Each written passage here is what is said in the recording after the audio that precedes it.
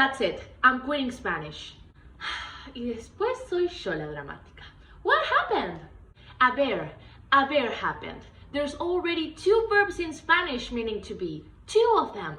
Well, haber doesn't technically mean to be. Well, what does it mean then?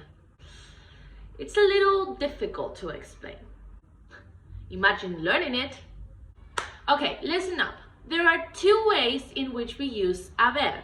The first one is as to have. To have?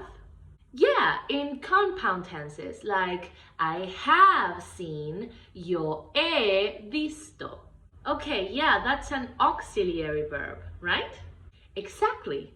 So then what's the second way of using haber? That is the one that often gets confused with to be, but it's actually used to express the existence of something. I'm confused.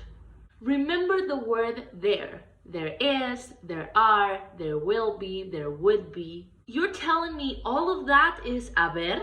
Yes, but we only use it in the 3rd person. Hay un problema. There's a problem. There will be a storm tomorrow. Habrá una tormenta mañana. Okay, yeah, but all of this is gonna take some time to learn though. Don't worry, I got you.